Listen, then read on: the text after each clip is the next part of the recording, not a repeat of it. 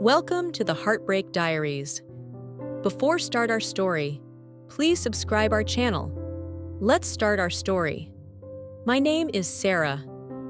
I am 48 years old, and last week I signed the papers that ended a 16-year marriage. People like to say that marriages don't fall apart overnight, that they crack slowly, quietly. I used to believe that, until the night my entire world shattered because of one photo that should not have existed. It was a Sunday evening. Nothing special. Just me, my husband Daniel, and our 15-year-old daughter Lily sitting in the living room. The TV was on standby. The three of us had just finished eating takeout, our lazy family night. Daniel was on his phone, scrolling. Lily was half listening to music in her headphones. I was folding laundry on the coffee table. The TV suddenly woke up and switched to our cloud photo slideshow, the one connected to Daniel's phone. Usually it showed harmless things: vacations, birthdays, old Christmas mornings. I didn't even look up at first, until Lily said, Mom? What's that?" I turned toward the screen, and there it was, Daniel, in a hotel room, his arm around a woman I had never seen before, her head resting on his shoulder, both of them smiling, too close, too familiar. He wasn't wearing his wedding ring. I froze. You know that feeling when your mind refuses to process what your eyes are seeing? Like you've stepped out of your own body? That was me. Lily pulled out one headphone. "Is that from your work trip?" she asked, looking between us. Daniel was already scrambling for the remote. He fumbled, dropped it, picked it up again, and finally managed to shut off the screen. Too late. The image was burned into my memory, and into our daughters. If you had met us a year ago, you would have said we were fine. Not perfect, not movie-style romantic, but fine. We lived in a small house in the suburbs. I worked as a school counselor. Daniel was in IT, always fixing things for other people. We had bills, arguments about whose turn it was to cook, complaints about teenagers and Wi-Fi. Nothing unusual, nothing dramatic. We weren't newlyweds anymore, but we had history, inside jokes, a shared bank account, joint disappointments, and shared dreams. I thought that meant we were safe. I was wrong. The first sign was his new health kick. Daniel suddenly joined a gym. He started counting macros, tracking steps, buying tight workout shirts in colors he had never worn before.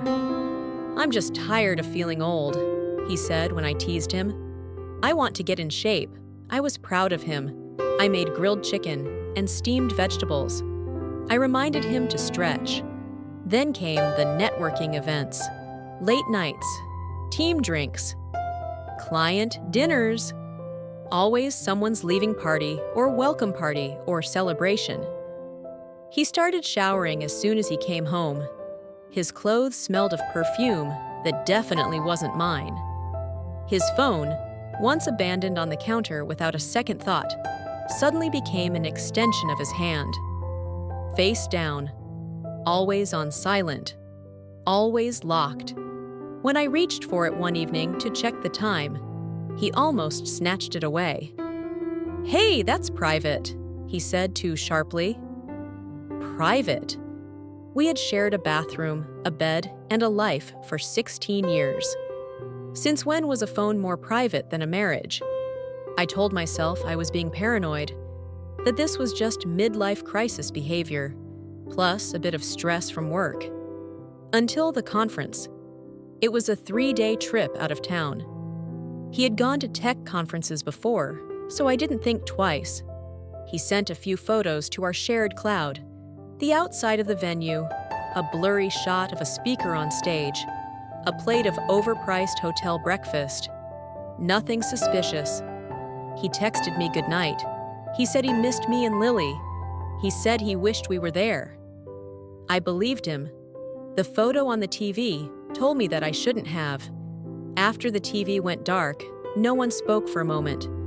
The silence was so heavy, I could feel it pressing against my chest. Lily was the first to break it. "Mom," she whispered. "Who was that woman?" I didn't answer. I looked at Daniel. His face was pale. His jaw clenched. His eyes avoided mine. "Sarah, let's talk about this later," he said quietly, glancing at our daughter. Later. The word tasted like poison. I stood up. "No," I said. "We're talking now." Lily looked terrified. I turned to her and forced my voice to soften. "Sweetheart," I said gently, "can you go to your room for a bit? I'll come talk to you soon." She hesitated, then nodded and went upstairs. The moment her bedroom door closed, I turned back to Daniel. My hands were shaking, but my voice came out calm. Too calm. "Who is she?" He didn't answer. "Daniel," I repeated. "Who is she?" He ran a hand through his hair, exhaled slowly, and said the phrase I have come to hate more than any other. "It's not what it looks like." I laughed. I couldn't help it. The sound came out sharp and hysterical. "Really?" I said. "Because to me, it looks like you were in a hotel room with another woman, without your wedding ring, smiling like a teenager." He sat down heavily on the couch. "She's a colleague," he said finally, "from the conference." The word colleague felt like an insult to my intelligence. "Do you usually wrap your arm around colleagues in hotel rooms?" I asked. "Do you usually upload photos with them to our shared cloud?" His eyes flicked to the turned-off TV and back to me. "That photo wasn't meant to be there," he muttered. "So it was meant to be where, exactly?" I asked. "Your secret gallery? Your hidden folder?" He flinched, and in that tiny flinch, I had my answer. I didn't scream. I didn't throw anything. That came later. Right then, I just said, "How long?" He stared at the floor. "Daniel, how long?" "About 6 months," he whispered. 6 months. Half a year of his life, our life, lived behind my back. My mind went into rewind mode. The gym, the health kick, the late nights, the conference, all relabeled with one word: affair. The worst part wasn't the photo itself. It wasn't even the fact that he had touched someone else, kissed someone else, slept in a bed that wasn't ours. The worst part was how normal everything had seemed while he was doing it. He still kissed me goodbye before work. He still asked if I could wash his favorite shirt. He still texted me, "Everything okay?" when I was late coming home.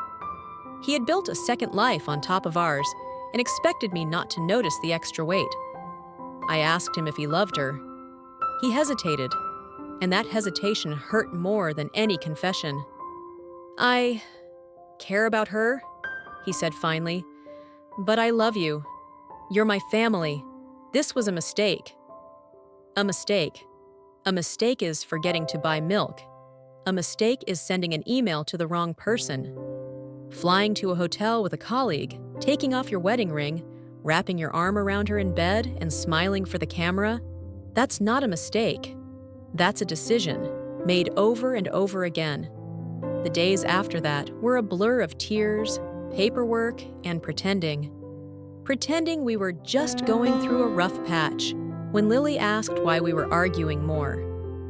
Pretending I wasn't dying inside when I sat across from him in the kitchen, filling out forms.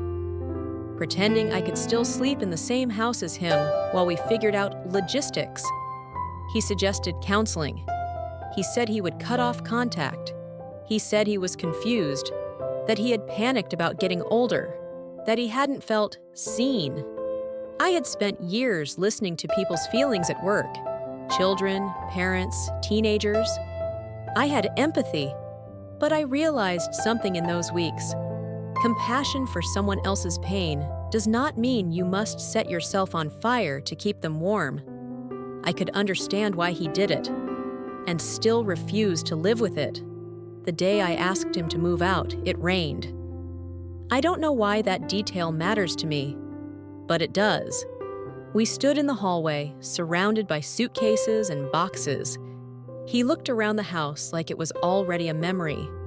"I really thought we'd grow old together," he said quietly. I nodded. "So did I replied. "But you chose a different story."